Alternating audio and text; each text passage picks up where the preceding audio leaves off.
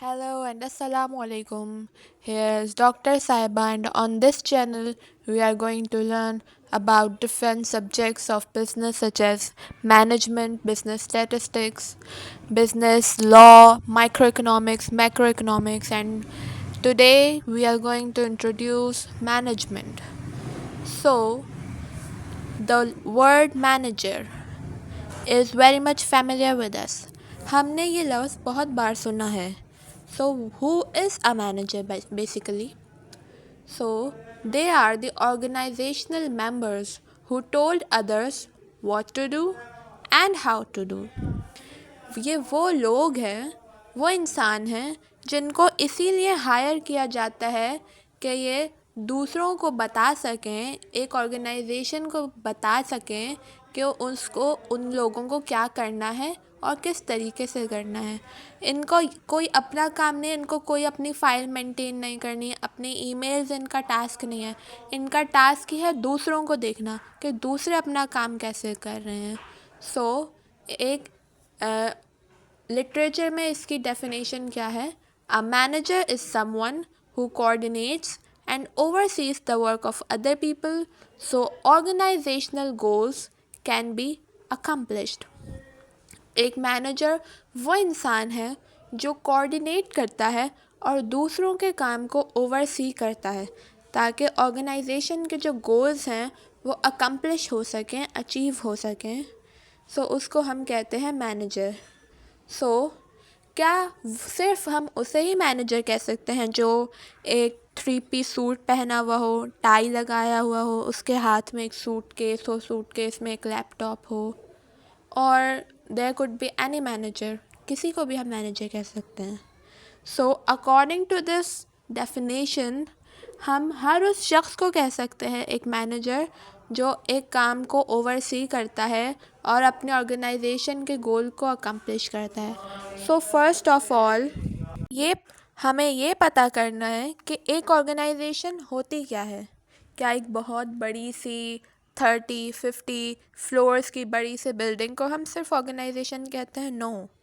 एक general store एक organisation है, एक किराने की दुकान एक ऑर्गेनाइजेशन है, एक डॉक्टर का क्लिनिक ऑर्गेनाइजेशन है, यहाँ तक कि जो एक फ्रूट कार्ट, वेजिटेबल्स कार्ट वाला है वो एक ऑर्गेनाइजेशन लेके फिर रहा है. इट मीन्स कि उनका जो ओनर है, फ्रूट कार्ट का जो ओनर है, वो उसका मैनेजर है. उसको ये मैनेज करना है कि उसके सारे फ्रूट्स एंड वेजिटेबल्स सेल हो रहे हैं.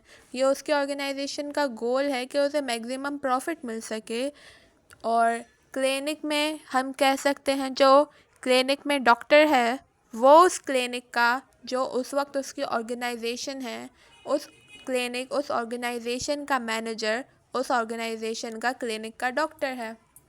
किराने स्टोर का मालिक उसका मैनेजर है. उसको ये मैनेज करना है कि उसका स्टॉक पूरा है या नहीं है, अपने शॉप के सामान की असेंबलिंग करना और इस बात का ध्यान रखना कि उसके स्टोर में कोई डेड स्टॉक ना बचे. ये सब काम उसने मैनेज करने हैं. तो ये उस शॉप का मैनेजर हुआ और ये शॉप उसकी ऑर्गेनाइजेशन. इट मीन्स के मैनेजर कोई भी हो सकता है. एक कॉमन मैन अपनी ऑर्गेनाइजेशन का, छोटी सी शॉप का, छोटे से स्टॉल का मैनेजर है. I have a question. Today is the era of technology, and in this technology, artificial intelligence (AI) is at its peak. आजकल रोबोट्स का ज़माना है. ऑर्गेनाइजेशंस में मैनेजर्स, एक ऑर्गेनाइजेशन में रोबोट्स को हायर किया जाता है कि वो लोगों के काम को ओवरसी करे, टास्क परफॉर्म करे, देखे. चैटबॉट्स को रखा जाता है. कुछ ऑर्गेनाइजेशंस तो ऐसी भी हैं जहाँ पे सिर्फ़ और सिर्फ रोबोट्स काम करते हैं. तो क्या हम उन रोबोट्स को मैनेजर कह सकते हैं? No. A robot can never be a manager, क्योंकि जो वो टास्क परफॉर्म कर रहा है उसके लिए उसके अंदर ये प्रोग्राम्स इंस्टॉल किए गए हैं, उसको ये इंस्ट्रक्शंस दिए गए हैं. और जिस टीम ने, जिस शख्स ने उसको ये इंस्ट्रक्शंस दिए हैं, उसके अंदर ये प्रोग्राम्स इंस्टॉल किए हैं, वो एट द एंड वो उस ऑर्गेनाइजेशन का मैनेजर कहलाएगा.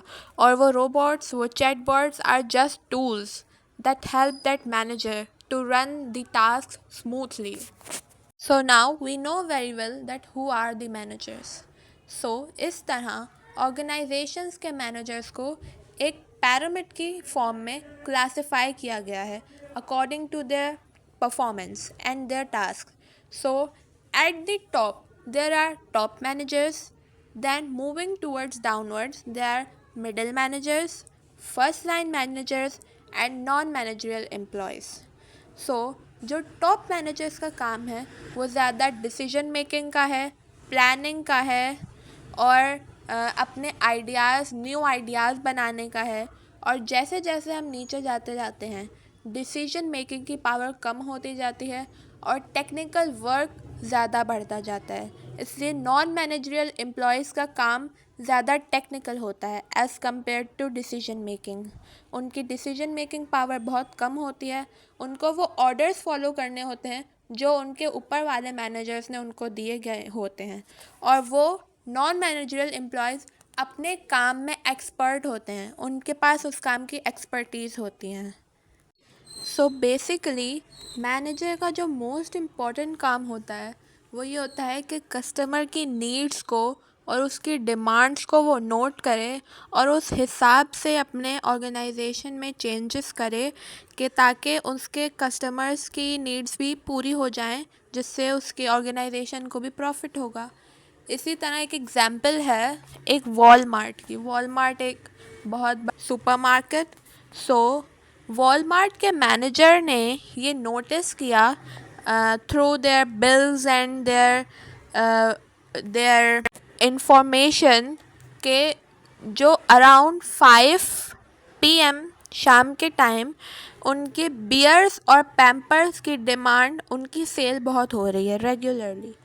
सो these are two unrelated goods के बियर और डायपर का आपस में क्या रिलेशन. डायपर बच्चे पहनते हैं, बियर बड़ों की है. मतलब ये कोई वो थोड़ी है कि आपने वो शर्ट के साथ एक पैंट भी ले ली तो ये रिलेटेड गुड्स हैं. तो इसका तो समझ आता है कि इसलिए ये साथ लेते हैं कि इनको ये रिलेटेड गुड्स हैं. बट अचानक से बियर और डायपर्स की सेल साथ बढ़ रही है, एक ही टाइम पे दोनों की सेल हो रही है. तो ये बहुत कंफ्यूजिंग था. तो एक्चुअली पता ये चला कि जो एम्प्लॉयज़ होते हैं 5:30 उनका ऑफ होता है, तो ऑफिस से वापस आते हुए वो उनके बच्चे होते हैं, फैमिली होती है, तो वो उनके लिए डायपर्स लेते हैं और अपने चिल टाइम के लिए, मोमेंट्स के लिए वो बियर ले लेते हैं. तो इससे उनकी सेल बढ़ रही है. तो ये जब मैनेजर ने नोट किया तो उसने क्या किया, क्योंकि डायपर्स का डिपार्टमेंट बिल्कुल अलग होता है चाइल्ड डिपार्टमेंट में और बियर का स्टॉल बिल्कुल अलग होता है बेवरेजेस के डिपार्टमेंट में. तो कस्टमर्स को ईज़ करने के लिए मैनेजर ने क्या किया, डायपर का स्टॉल और बियर का स्टॉल दोनों को एक साथ लगा दिया कि कस्टमर आएगा, बियर की बोतल उठाएगा, डायपर का पैकेट उठाएगा और बिल करा के चला जाएगा. तो इससे क्या होगी, उसकी कस्टमर्स को कन्वीनियंस हो जाएगी और उनकी सेल बढ़ती रहेगी. वरना अगर कस्टमर इसी तरह अलग अलग डिपार्टमेंट्स में रहेंगे, क्योंकि बेवरेजेस का अगर जो डिपार्टमेंट है वो 2nd 3rd फ्लोर पे है, तो कुछ कस्टमर्स तो जाके डायपर्स लेके और ऊपर जाके बियर की बोतल ले लेंगे, लेकिन कुछ कस्टमर्स को अगर जल्दी है, टाइम बचाना है, वो सिर्फ डायपर या सिर्फ एक बियर की बोतल लेके बिल करवा के चले जाएंगे, वो दूसरी चीज़ छोड़ देंगे. तो इससे उस शॉपिंग मॉल का नुकसान होगा. तो ये जो काम हुआ कि बियर और डायपर्स के स्टॉल को एक साथ किया गया, ये नोट करने वाला एक मैनेजर था. अगर नोट नहीं करते, देखने में तो छोटी सी बात है, लेकिन अगर नोट नहीं करते तो इससे इतना बड़ा लॉस हो सकता था जो अब प्रॉफिट में बदल गया. So this is all due to manager. तो ये सब जो काम हुआ ये मैनेजर की वजह से हुआ. ये उसने ओवरसी किया, ये उसने कोऑर्डिनेट किया, अपने एम्प्लॉयज़ को बताया कि आप ऐसे स्टॉल को इधर से उधर करें. So this is all because of the manager. So अब क्वेश्चन आता है that where do managers work. Obviously organization में. इसलिए तो बिल्कुल सिंपल सी बात है. लेकिन अब ये ऑर्गेनाइजेशन का जो सर्कल है, स्फेयर है, ये कहाँ तक फैला हुआ है. So organization can be our school, university, college, church, clinic, grocery store. Okay, understood na?